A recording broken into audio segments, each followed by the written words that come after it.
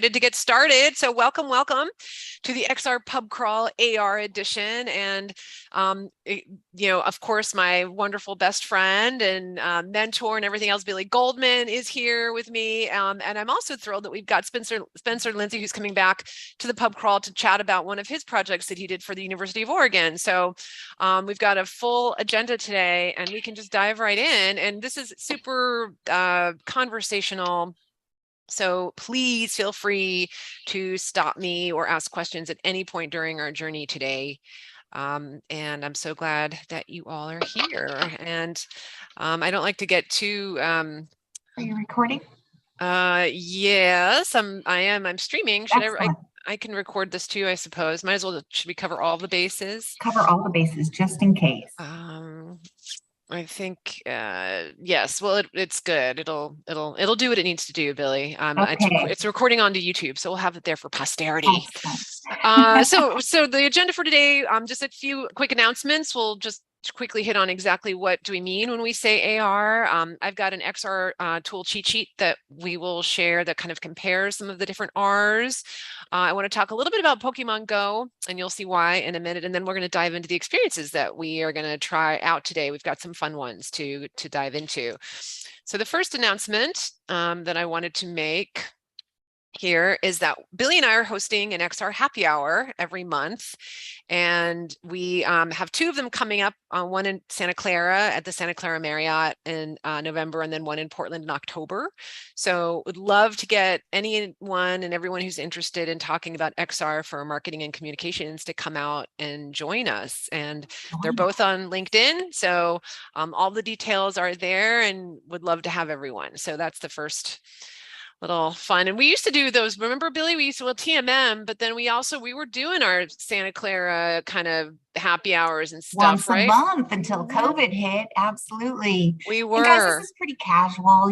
This is just people in the industry kind of getting together and mingling and having an opportunity to kind of talk about what they're working on. And, it's just a fun way to get a bunch of people together that all care about the same topic, right? Yeah, and magic happens. Like crazy synergies always happen at those things. Like it's just one of those things. It's like whenever you go to the Intel campus, like magic, you just run into the right people. And then just a quick, I'm doing a session on how marketers can make sense of the metaverse on Thursday as part of MarTech, the MarTech conference. So check that out. I'll be speaking with Tim Parkin and then the editor of MarTech, Chris Wood, and it was a great session, and just more fun stuff on the metaverse if you're interested. So let's just quickly go through level set. And again, please stop me. I talk very quickly. So stop me anytime. And Billie loves to stop me, which is perfect. But just breaking it down, just to refresh, XR really stands for extended reality, or sometimes X can be like variable X, meaning it's different things, like whether it's augmented, virtual, or mixed. I tend to think of any immersive technology as extended reality. It's the kind of the broadest term, if you will, and that's what I prefer to call it. But many others know kind of the separate, AR, VR, MR. And today, we're really going to be doubling down on augmented reality. And this is my AR slide with some different examples. We had a really interesting discussion about Snapchat lenses. As you look to the left at the Snapchat lens, is that AR or not? And we can go down that road later.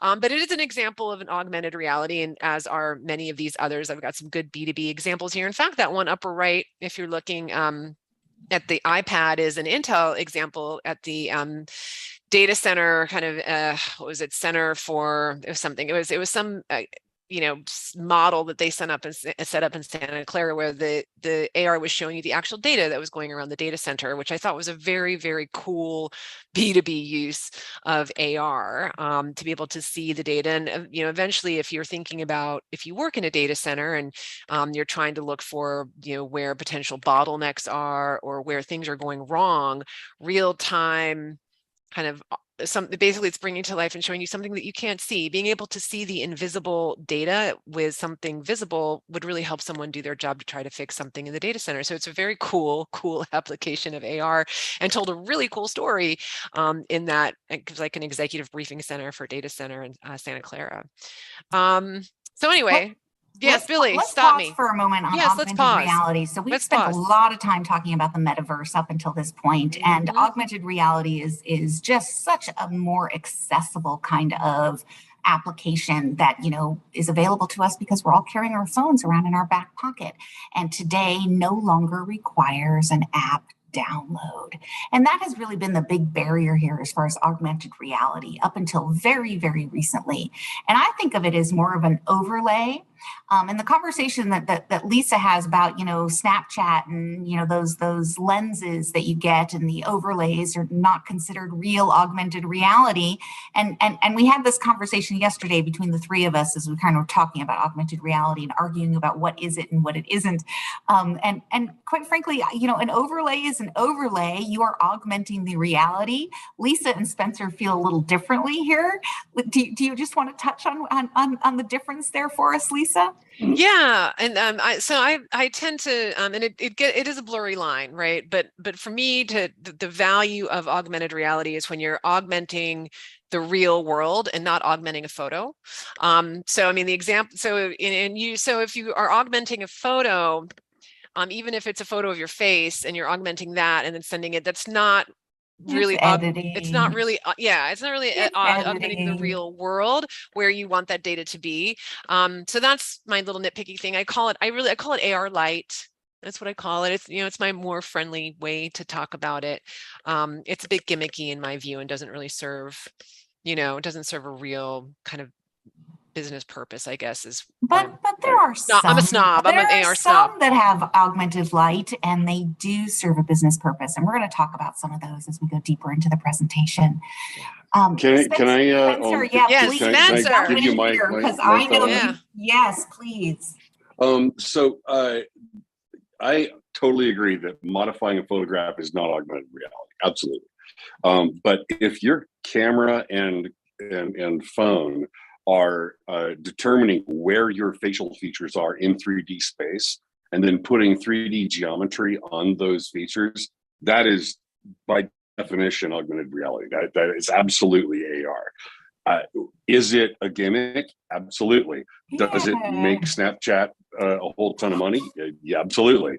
But yeah, I think that the difference between editing, like Billy said, and augmented reality, like on the lens filters, there is a difference there, absolutely. And the lens filters are using the camera and math to figure out where things are in the real world, no matter how silly and ridiculous they are. That's all I wanted to say. And they're cheap. They're cheap and they're easy and they're fun. And if you can have They're something super easy to make. purpose, Yeah. easy to make. Exactly. Thank you for bringing up this chart, Lisa. I really appreciate the cheat sheets. Really talking about AR versus VR versus MR. AR being augmented reality, VR being virtual reality, and MR being mixed reality, right? And a lot of our AR executions are mixed reality, and we're going to touch on that as well. What I like about augmented reality is it's so accessible. Again, it's millions of people that can actually touch it. Every single person with a cell phone has the opportunity to actually just use their camera. And, the QR code itself has been saved by COVID and really has opened, I think augmented reality and made it much more accessible for most people than previously when it was an app download, before the QR code was such a normal thing, before you're used to opening your camera. All of these things have really normalized it. Go ahead, Lisa.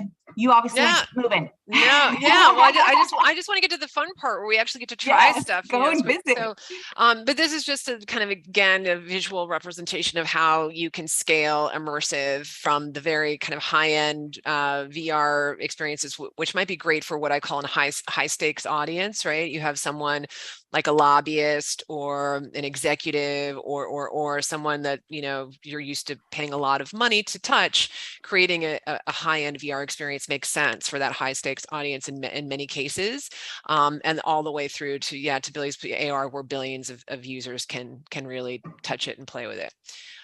So Pokemon Go, It's important. It's important. It's important when it comes to AR, and the reason it is because it is the one of the most widely used immersive apps out there. It is the most widely used AR app for sure, with 70 million users. They made over $1 billion in 2021, and that isn't even its heyday. In its heyday, it had well over, I think, 150 million users. So it's kind of peaked, and now it's kind of coming down, but still huge users. Whole new generation actually that's getting into it. I mean, my nephew is all about it. Every walk, I mean, he wants to go on a walk. So, it's like, let's go somewhere new for our walk, and it's all about Pokemon Go. So, I mean, still, I think it's just a whole new level of a whole new generation is playing with it. Yes. And if you're not familiar with what it is, or if you've just heard of it and have dismissed it outright as being, a game, which, I don't blame you. But so you can see in the picture here, it's all about taking this game overlay. So it's an interactive game, digital game with Pokemon characters that overlays the real world, a map, and you have to walk around the real world to collect the Pokemon. So you can't do this, from home. You have to get out and move around. This isn't a game where you sit on your ass and, look at a screen. This is a very different kind of game. And they're so smart with the way that they have done this. There are community days where everyone comes out and plays together. They have a monthly community day. And really, I think the secret sauce that has made this so popular and so sustainable over the years is the fact that it's social. This is social AR at its absolute best. And why more brands aren't using this for different purposes, I'm not quite sure, because I think really this is the next threshold. And you can hear some more examples. Because it's hard. And there's not a lot of people but it is hard. But companies have a lot of money, Spencer, and they waste a lot of money on a lot of shit. Oh, absolutely. No, but I think one of the things that is happening is that people don't understand AR or VR until they experience it. True. You can say all the kids are doing VR, man. All the kids are doing, AR. And until that executive with all the cash in his pocket actually experiences and viscerally gets what you're saying, they're not gonna go there. And that's one of the challenges that eTribe comes up against again and again and again, is people are like, well, what is this? I mean, what are you gonna make for that much money? And they don't. And so that's why this kind of stuff, where we're doing demos and testing things out and showing people and stuff, that's why that's so important. But yeah, anyway. Yeah, no, and I think that's part of our job. That's what I see Billie and I my mission as is trying to educate leadership so that they get it, and that they're willing to spend money in the right way to kind of do cool things. That's what we're here for, right, Billie? That's what we're trying to do. Especially in the B2B space, right? I mean, they're using this more on the consumer space in a very gimmicky kind of way, and we have some examples of that. But I think in the B2B space, it has such promise. Yeah. I launched an augmented reality experience today, actually, at a trade show, just to move people from demo to demo and booth to booth, right? And it's just a great way to interact with people, and because they have their phone with them, on that floor. Yeah. They're taking pictures already, and it's like, why not take advantage of that? So, Lisa, I just want to tell you that Pokemon Go, I think, did more for AR than any other event that has ever happened. That Pokemon Go was the thing that got people going, what? You can see Hillary Clinton Bulbasaur in the street, Yeah. Yeah. And I think it's so important because people hear these words, like people like hear AR, VR, and marketing people especially, but I know a lot of people, especially the ones that are not as forward thinking, wouldn't realize that they really knew what it was. It seems like something other people do. So I think, like, literally, you guys, I didn't even think of Pokemon Go as AR. I just thought it was a fun game, but putting it in that term, I feel like if we just told the whole marketing world, Pokemon Go is AR, they'll be like, oh my God, yeah, let's do it. Yeah, that's an Right. interesting perspective, Cindy. To us, it's quite obvious. It's like, Yeah. this is the best use of AR. Yes. Right. Look how many That's people the get thing. out and exercise How do because of you it. how do you get them to grok it? Yes. Yeah. Well, and Cindy, you're not alone, because everybody in my XR for comms class at UAll, these seniors in college, almost all of them had played Pokemon. None of them thought it was AR. They all were shocked. They're like, what? Like, yeah, it's content overlaid. I mean, so anyway, you're right. People just don't quite make the connection. Yeah. But Starbucks has been smart, and not only Starbucks, but many other companies have partnered with Pokemon to create Pokestops and gyms at their places of business. And there's a great example at the UO campus. I had a student who actually sent me all these screenshots because she went to the Starbucks on campus, went to the Pokestop, and then you get offered, of course, a drink special as you click in. And it's brilliant. Making it a really smart brand, making kind of benefiting from the foot traffic that the Pokestop is bringing them anyway, and just getting them in the store to purchase. So exactly where someone is with Pokemon Go, and it makes it really easy to geo-target and get them to a brick and mortar, which I have to say, brick and mortars are struggling in so many ways, right? So doing something like this, if your demographic is right, and if your demographic is in Pokemon, then I think it's a really smart move on the consumer side. So yes, great all with right. geo-targeting and kind of marrying the two. It really is. Any further, I think let's move into trying some stuff. I want to get everyone trying some stuff. So hopefully you have a mobile phone ready. And the way that I love to look at these, the way I looked at these with my students, and I stole this from Patrick Johnson, who I'm going to just give him full credit, who works at Rock Paper Reality, and they design awesome web AR experiences. But this was some of the questions that they asked themselves when they were trying to determine whether something was gimmicky or not. And I thought these were great questions. So just some questions to chew on as we're looking at things, right? Does it solve a real world problem? Does it surprise, delight, and leave a positive impression? Does it enhance the physical world in a meaningful way? That's a big one for me. That's why I don't think that lenses are AR, because I don't think that that's really enhancing the physical world in a meaningful way. But that's completely subjective. You're so hard on it's so it. subjective. It's so subjective. Is it integrated into your greater marketing strategy? I think that's another awesome question. And then is it easily accessible and simple to use? So just some things to think about as we go through. And first one out of the gate here is the virtual night campus. And again, just by happenstance, because Portland and it is so small, Spencer Lindsay happened to be on our pub crawl last time. And I found out that he worked on and made this experience come to life. So I'm so thrilled that he's here, because we can get all the behind the scenes tea and hear all the gossip around how this thing went down.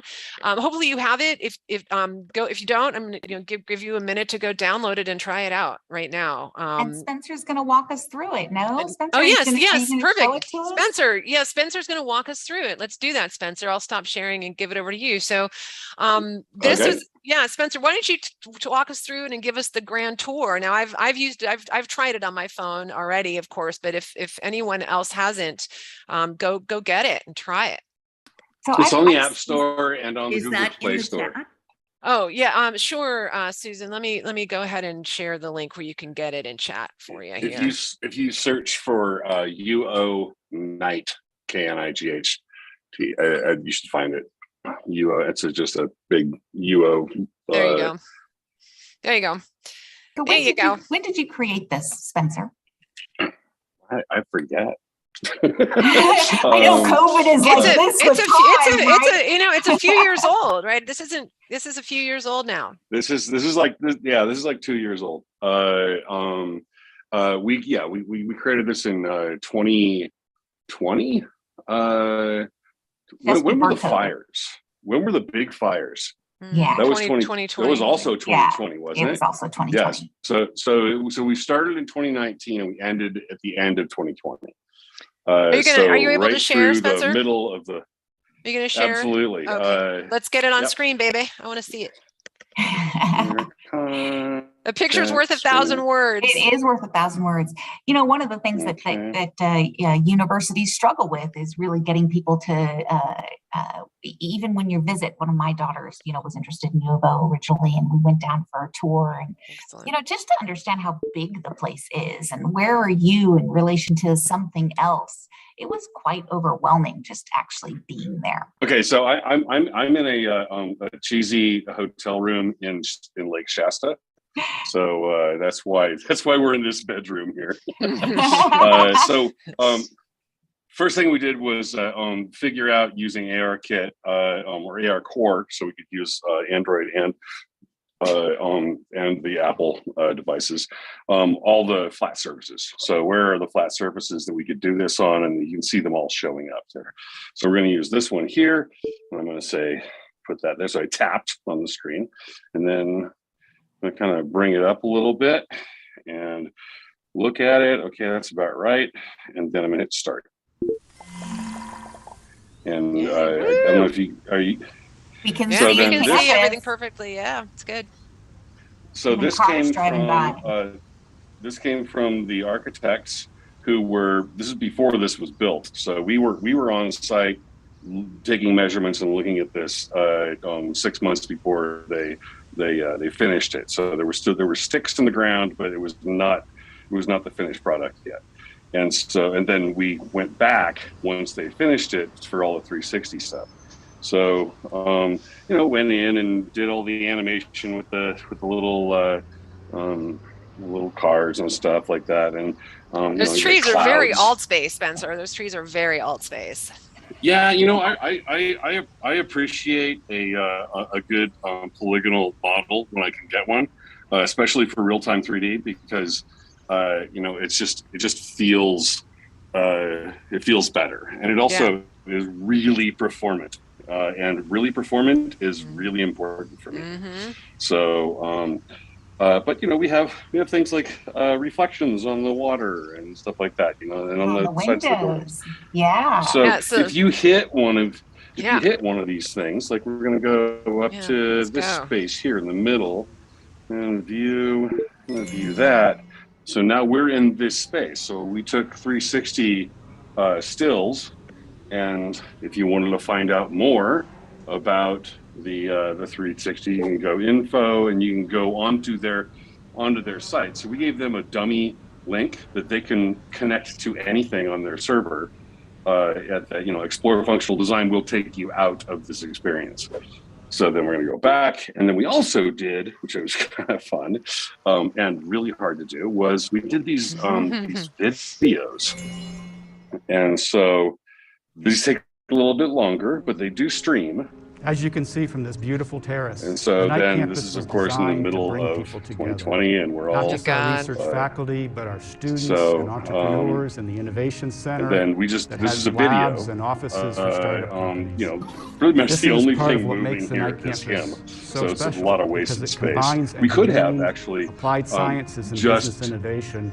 Just kind of masked him out and put him in the scene. Of course, the Knight campus is also architecturally very beautiful and special. So we stop that, we go back, and so now here we are again. If you go off of it, then you have a little arrow that points back to it. So you're like, So Spencer, let's talk about this first. Let me ask you some questions here from the MarkCom's perspective. Sure. So what was the objective? What was the marketing objective of this build?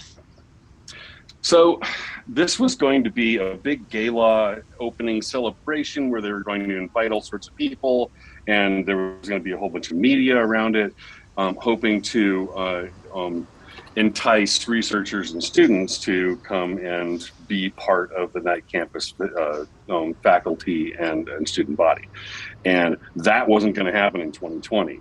And so they said, well, how can we do this? And so we came up with this idea of, well, let's have this little model that you can put in your house, and anyone can, and then you can see these different places that are in the in the environment. And I don't know if you guys can hear the we sure can. But ambient noise. So this was a COVID save. This was a COVID dive and catch, Spencer.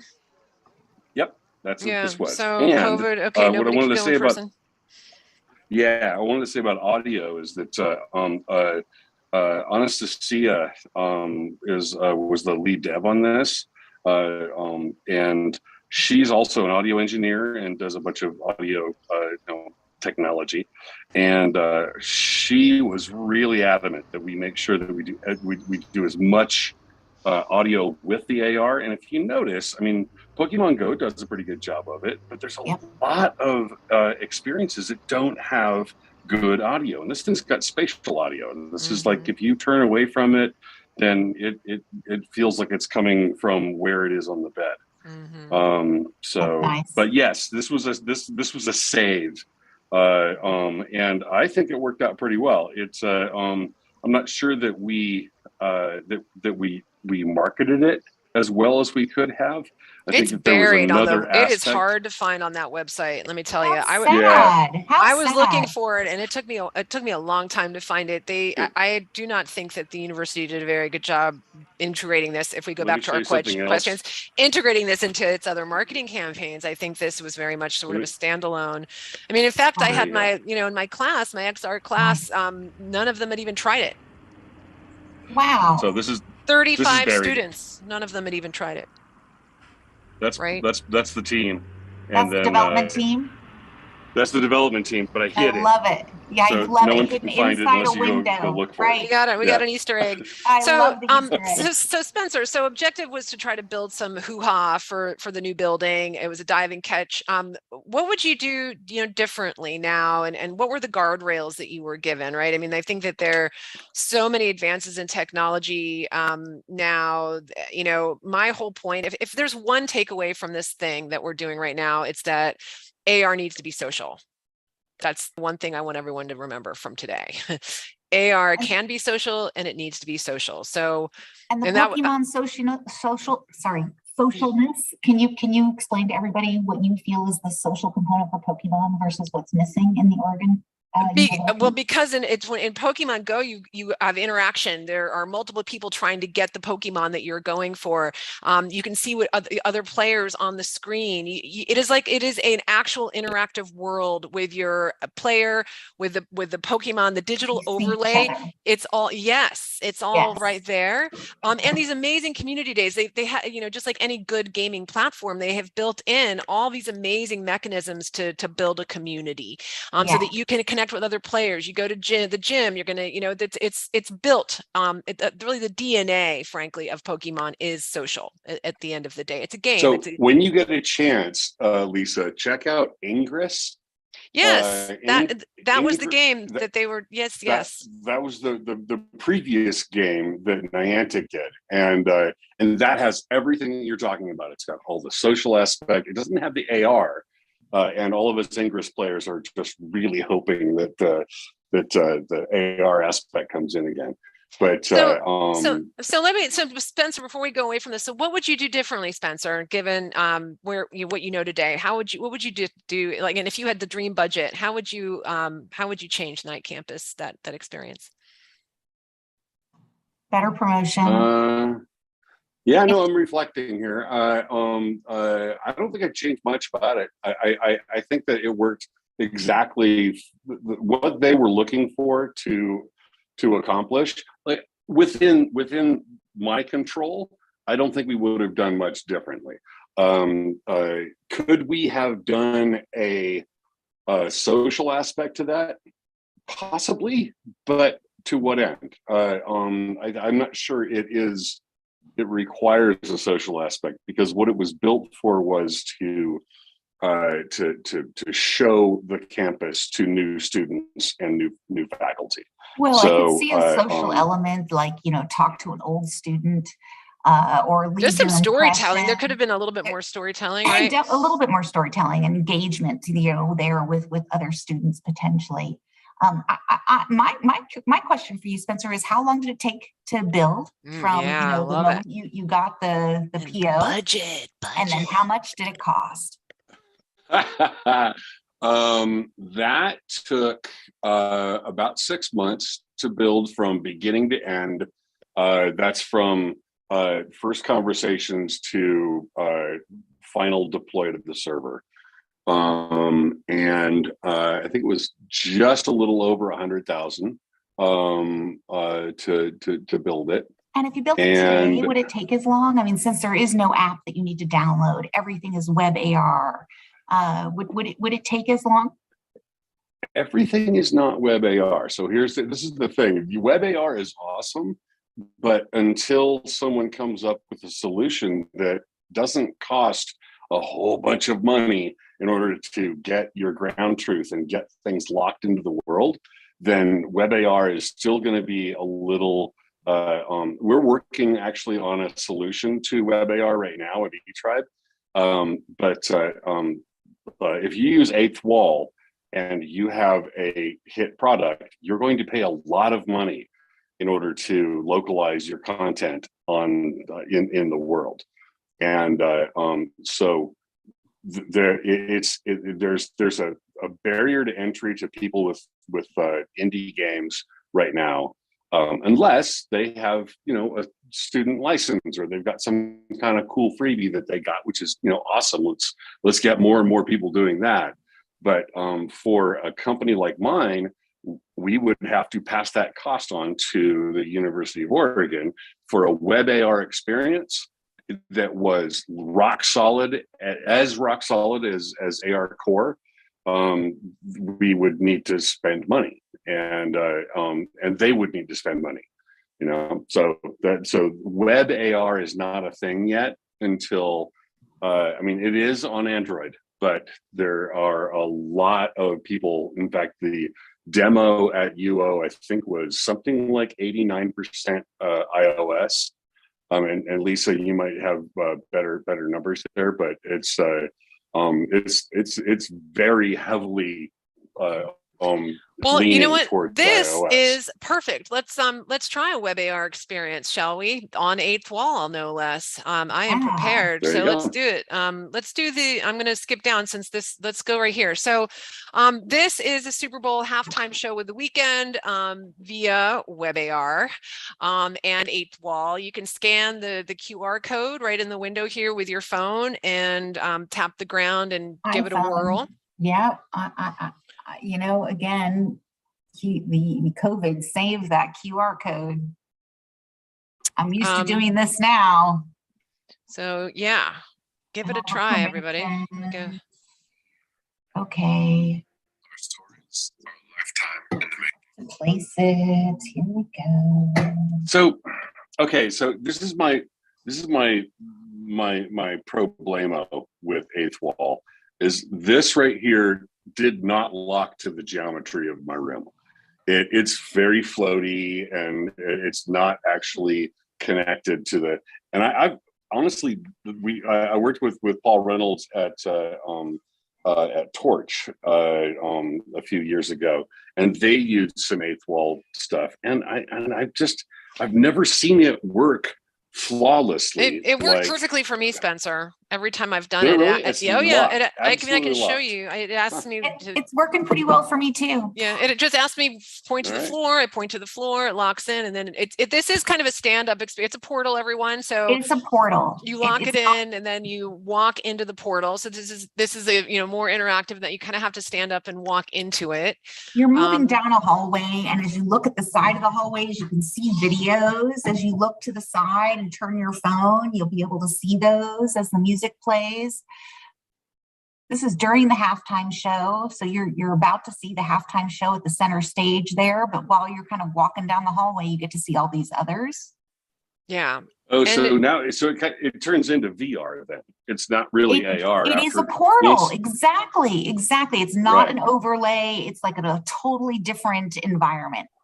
It's not really VR because it doesn't require a headset. It's a 2D live stream experience in an AR portal. So you're immersed into an AR portal.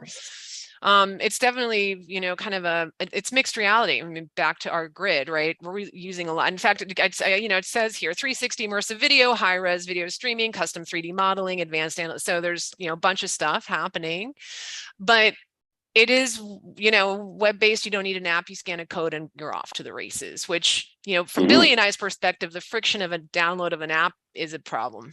It's a problem. Absolutely. It's a problem. I mean, I won't download anything on my phone, let alone, I just don't have the room to download anything anymore anyway. But, I'm doing an augmented reality, experience. I launched it today at Intel Innovation. It's got mixed reality where, it launches based on, the mouse pad that's on the demo station. It interacts with boxes that are at the end, the station. It looks like those boxes actually open up and you can actually go into them in the augmented reality. Lisa and I are going to do a special on the augmented reality experience and a case study based on what we did to really walk you guys through it. But I'm really impressed. And it gives me all the capabilities I want to be able to move people from place to place. It's eighth wall, Spencer, too, by the way. And it's eighth wall. Eighth wall is it maybe, I don't know why you're so pissed at eighth wall other than it is a little, it might be a little, they no do, anger. but No. they did, they did pass the costs over and through to the brand for sure. And I think the agency that we chose to work with partnered with Eighth Wall is Eighth Wall even did the Emmy. The Emmys had a 360 experience recently that was actually quite good, I thought, and very well marketed. Actually, it was brilliant with Verizon, and that was Eighth Wall too. So Eighth Wall has maybe the only game in town, frankly, when it comes to being able to deploy this web AR. Yeah, it is. Yeah. But let's talk about costs though, because Spencer's thing cost over $100,000. My web AR that I launched today cost over $100,000. And I'm building it so that I can reuse it, so I can take it to any trade show. And every CTA is changeable. The map is changeable. Everything is changeable. Billie, since you're talking about it and we have time, can you show it? Do you want to show it? I can show it. Yeah, this is a very tiny sneak peek because Billie said we are going to have the scoop on this entire thing from beginning to end, strategic perspective on this case study in the XR Pub Crawl, maybe at the end of next month. Maybe at the end of next month. So stay tuned for that. But and I was like, Billie, no, you don't get to show any of it tonight. But since we're talking about it, and since and it's hot off the presses, and since you all are here, off the presses. Let's take a look. Let's take a quick sneak peek because I think it looks pretty darn good. It does. My computer's contacting the server for information, so I'm not. Ricky, Ricky, you're saying some cool shit in the chat. Say it out loud. Speak your truth. Yes, they did buy it. Yes. Yeah, I just googled it, double check, because I thought I saw that a little while back. Niantic bought Eighth Wall. Woohoo! Yeah, all these like. I'm curious what that'll mean. If that's just going to mean that it's going to get more expensive if Niantic ends up turning it into something instead of a niche agency. I wouldn't doubt it. Okay. But I think you guys are making awesome points. Like, this has been so much fun to just kind of look into. I think that the phone being a window into virtual worlds and like pulling the screen out into your reality instead of just going into VR headsets is such an important distinction in the metaverse conversation, and it's one that's under talked about. Disney, I think, was really smart with their film. I don't know if anyone saw that, the Remembering short film that they just dropped, but basically it's an 8-minute film on Disney Plus that you have to download an app, which is the one I have. Yeah. Basically, you hold your phone up at a certain moment in the movie and it pulls the movie out into your living room. I actually posted about it and it went viral, but the wrong guy got credit, and so it's been like shared all over the internet. I saw it. That's cool. Oh, I'm gonna have to go play with that. It's wild. Yeah, this stuff's amazing. Thank you for doing these and sharing this stuff. So Ricky, just to be clear, it's so you can you download the Disney Plus app, or is it a completely different app that you have to download for the AR? That's the frustrating thing. It's literally a different app. So, no. I woke up, I saw like some article about it, and I was like a kid on Christmas morning. I'm like skipping into my living room, ready to watch this movie and check this out. And I pull it up and I like get to it on Disney Plus. I'm like, wait a minute, what's this link? And so I have to download another app on my phone. No, right. Friction, buzzkill. That's why I just screen recorded it. So that way I could share the video with people so they didn't have to. Yes, smart, Ricky. I love that. All right, Billie, take it away. I'm ready to show. So, yeah, so show, guys, show and tell. what we're going to be looking at here is a recording of someone doing the augmented reality on the trade show floor. This is a mixed reality component, so it requires you actually to be at the show floor to actually interact with it. And this is the intro. You've walked into the show floor. It's like a typical trade show, and you've seen, oh, there's something here to do. There's a QR code. You've now scanned the QR code.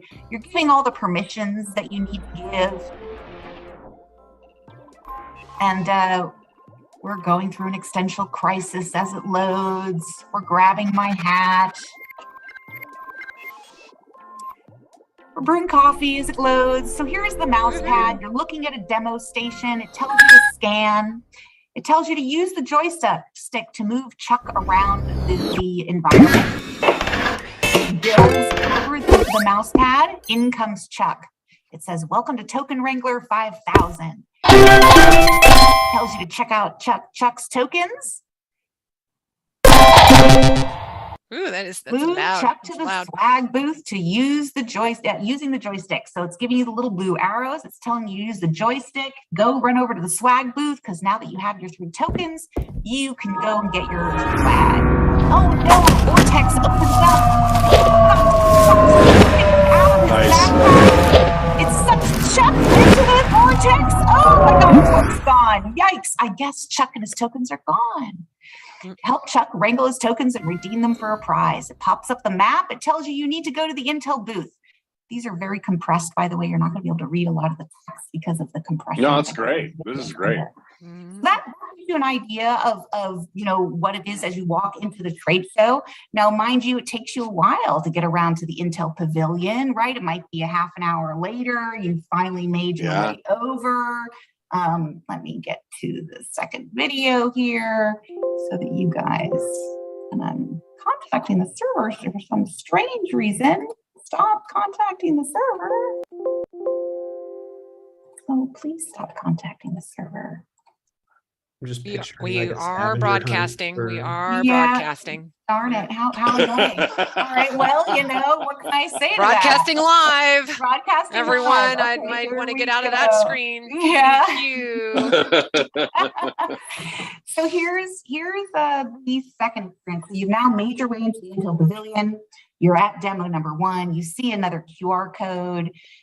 Again, you are scanning that QR code. It's going through all of the same permissions that you did before, because every time you use it, 8th Wall requires that you go through all these permissions. But now it recognizes where you are. Is that It correct? recognizes that you've already been through the intro, and it recognizes when you've collected each token at every station. Exactly. Are you leaving a cookie in the browser, We are or leaving how a are cookie. you? Yes, the server is recognizing that you've been there already for whatever level. So here it's telling you again to scan the mouse pad with the QR code, and eventually he's going to get over it. Notice the box to the right, as that's our mixed reality. It's using the joystick to move Chuck around. Again, I'm at the right, so I'm in front of the guy. Out pops Chuck from the vortex. Find the hidden token. All right, so you're running around trying to figure out where this Thanks, token Susan. is. Thanks so much for joining. I can't wait to see you soon. So thank you for coming. I really appreciate it. Yeah, thanks, Susan. All of you. You'll see that as it goes over Bye-bye. this box, this is a recording before we actually fix this shift. The box is in the wrong place, but it looks like the box is supposed to open. You're able to walk into the box. He closed. All right, enough. That's it. No more. Wait. No more So here's the teaser. map. No Okay, more. so here's the key though. When you're working in a demo at a show floor, the key is to get people to take away whatever the brochure is, whatever the item is that you're talking about at that demo station. And this actually launches in your browser what they want you to have, and then you're having the conversation right there with the demo person about why that asset really matters, right? And I can pick that up. I can change the map for whatever future show is. I can change the CTA. And that's basically the idea of what we launched today. Yes, good. Thank you, Billie. Now, I was going to say, that there's a whole strategic thing behind this that we'll go into in our more in-depth version of this when we do our kind of in-depth look. But yeah, I think that you hit on it, which is how does this in any way hit our KPIs for the conference?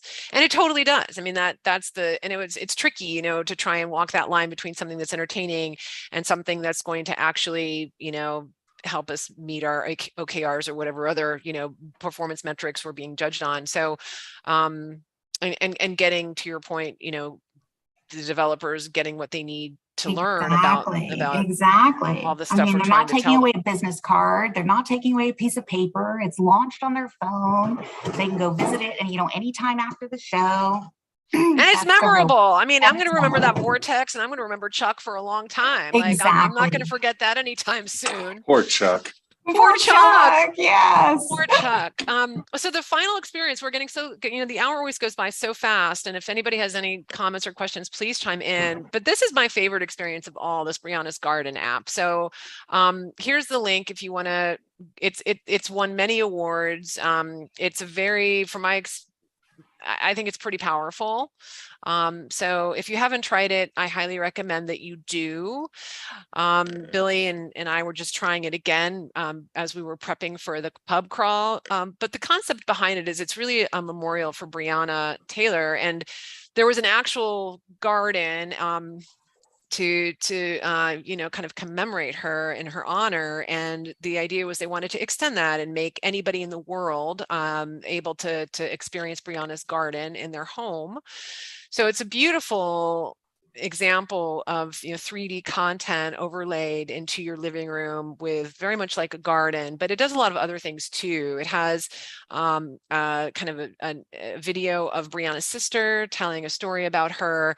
And then it has people that have come in from anywhere in the world with this app who want to share, you know, a memory or share their feelings about how they were impacted by what happened, can leave a message in one of the flowers in the app. So it adds that social component and it's there forever, right? And I think this is very, very powerful.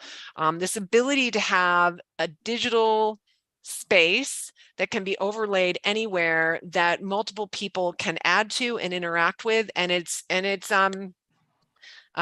you know, it's permanent, right? It's evergreen. It's not when you know, when I go away from the app, my contribution doesn't go away.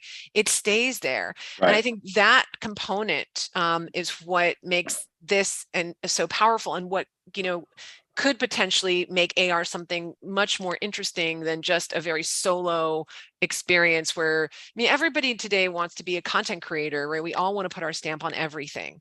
This is where we're at. This is Web 3.0, or, you know, Web 2.0 that is now becoming 3.0, as we're all content creators. So giving people the agency to create and be part of the story, I think is so important.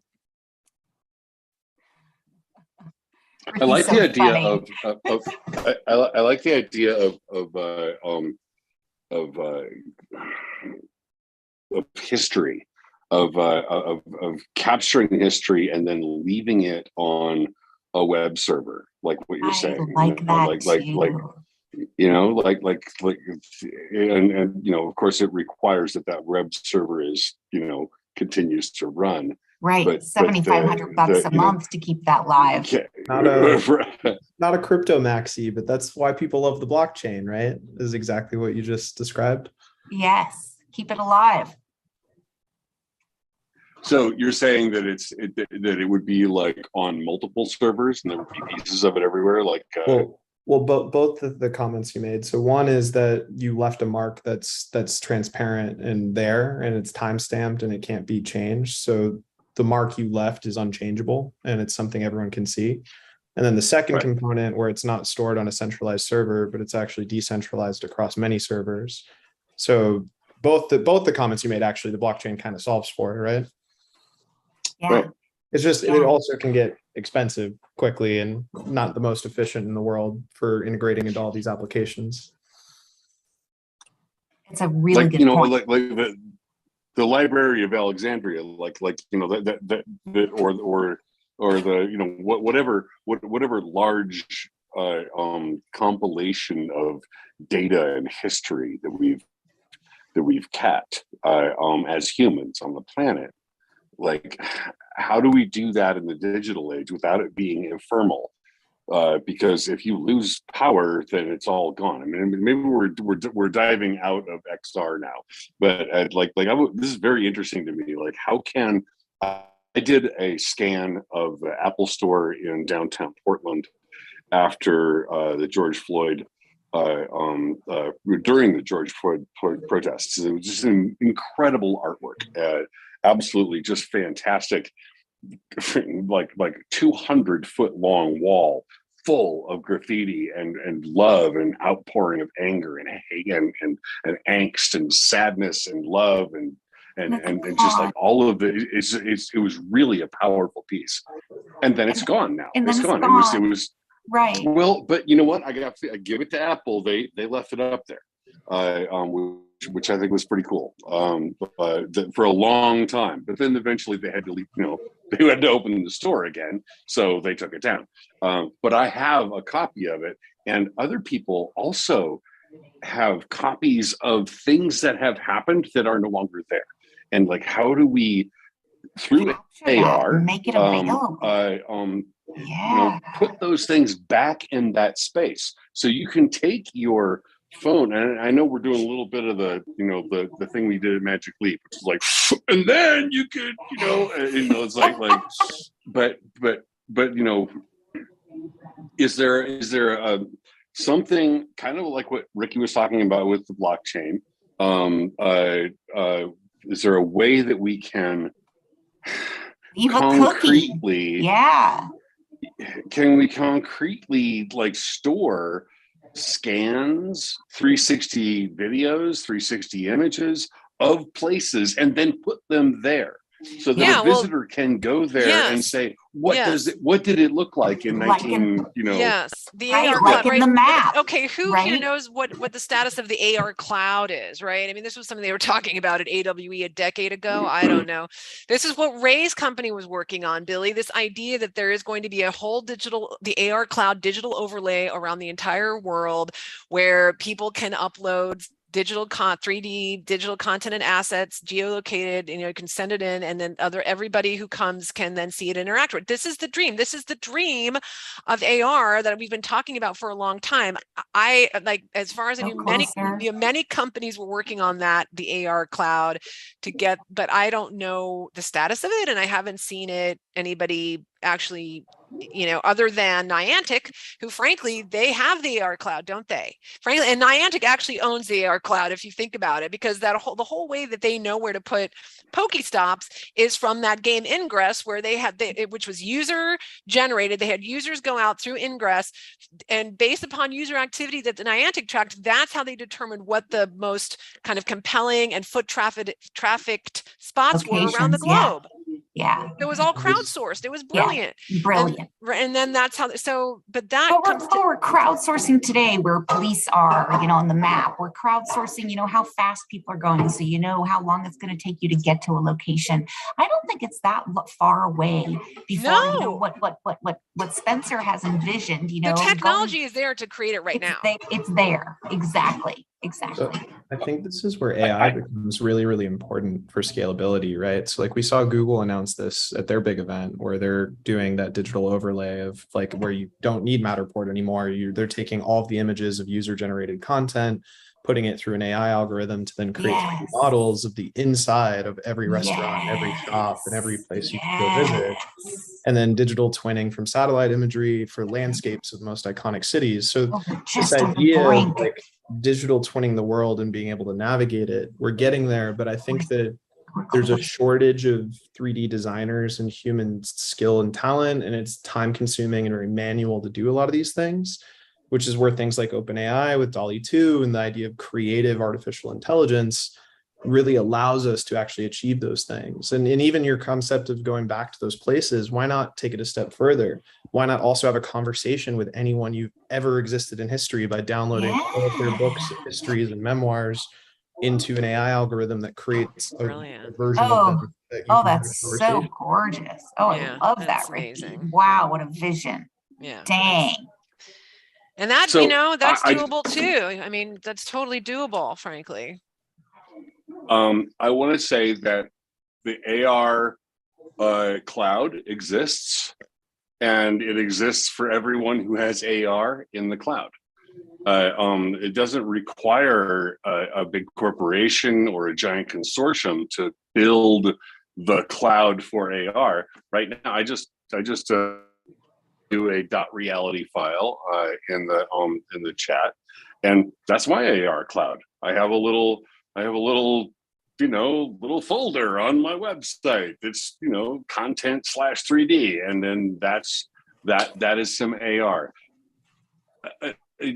Everyone talks about the metaverse and about like these things that everyone describes as these kind of like monolithic things, like the ocean or the mountains or the land, and really this stuff that we're building is going to first be like the backyard or over there behind the broom closet, right? It's going to be these little things that we make, and then the money, right? But the thing that I'm really kind of like watching and being super interested by is that the money doesn't make it happen. Like look at Zuckerberg and all of the meta stuff. It's like that is not the future. That is not what is going to happen. That's a push in a direction of what is going to happen. But I mean, like if you look at I'm just going to yammer for a second. If you look at the history of human flight, there are so many different directions that we went before the Wright brothers and a whole bunch of people in Europe at the same time. It wasn't just the Wright brothers. That they all they all figured it out. But there were a bajillion different versions of human flight before that failed miserably, and some of them actually worked but didn't have funding. So, well, and what you're talking about, Spencer, is what terrifies a lot of marketers from dipping their toe in any of this stuff, right? Exactly. This is why I like to reposition everything that you're saying in a very different way when I'm talking to communicators, because I'm trying to get people to take risks and pioneer new technology. And part of the reason they don't want to do it is for exactly all the reasons you just said. And it's true. This is very nascent. Things are going to change. Facebook isn't going to be around forever. And there's going to be, there's going to always be something new that comes up. And it's hard, I think, for very traditional enterprises and corporations, right, to play in this space, right? And I have to applaud Billie again for getting this done and doing something new and innovative in a space where it's really hard. But to that end, and maybe I'll just ask the question: how do you, as a communicator and marketer, given that we all know and agree on, this is new and shit's going to change and it's hard right now, and like it's like the VHS Betamax, like we who knows what we're going to be, and you're going to invest in blah blah blah blah blah. And what do you do with that? What are the options? Each tribe is kind of like a hit squad. We do little tiny things. We do little tiny things for experiences that happen right then. We don't build big, giant, long-lasting companies. That's not what I want to do with my company. And so you are absolutely correct, Lisa, that it's Wild West right now. We're going to use, this weird 7 gun that this guy in Poughkeepsie, New York built, and the 6-shooter is going to come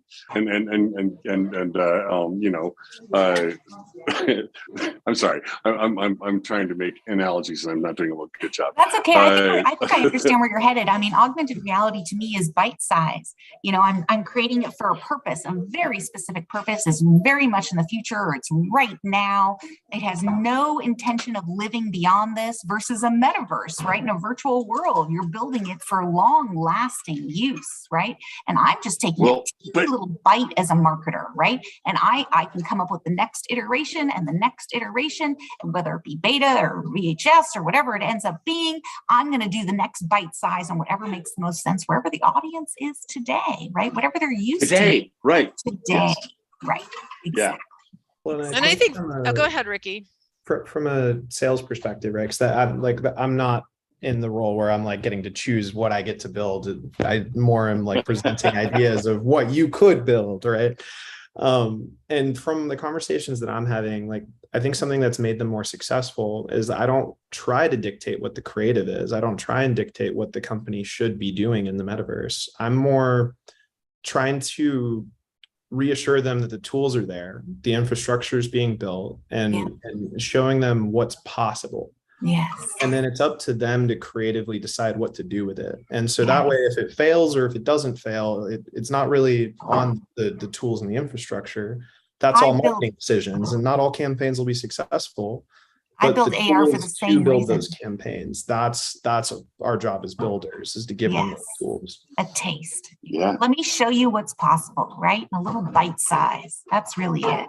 Yay. And we're only limited by our imaginations. There's like so much. There's so much that we can do. And that's always my call to arms, is figuring out, like, don't, let's do something new. And there's the technology is there to do things, and it can work great, depending, as long as it's approached from a smart people like smart Spencer and Ricky around, we can figure out how to make it work. Yay.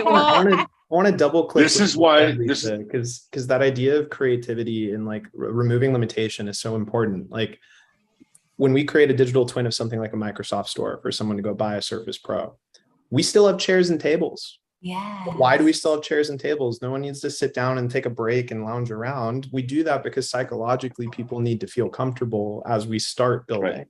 But in 5 years and 10 years, we might not need that anymore. Yeah. And this idea that we play by real world physics can start to slowly float away. Oh my God. Can that just float away, like immediately float away? Oh, I want that to be gone. So nascent. It absolutely cannot. It can't like, float away if yet. I hear another person building a boardroom in VR, I'm going to puke my guts out. I just meditated in outer space this morning. It was great. It was awesome.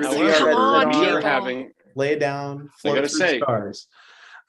We are having this conversation right now with our faces, and you can see micro movements of my face and tell whether I'm happy or sad about something. And then I talked with Lisa and Billie about this earlier, but there are things that technology does not give us yet, as far as the way our human communication. I listened to this podcast by Jon Favreau called Offline, which I highly recommend for those of you who think that the internet is breaking our brains, because it is. And it is a fantastic piece. And one of the things that they talk about is, if the 6-7 of us were in this room, it would be kind of crowded, but we would all have a much different experience in this conversation. And to Lisa's point about AR being multi-user, I think that once we have the headset, once we have the ability to not have to hold my damn phone up in order to see you, like the magic mirror, once I have this on my head and I have hand tracking, then, and this is what we were trying to do at Magic Leap, and the whole thing opens up, right? But having the 7 of you or the 6 of you in a room together as avatars, but not as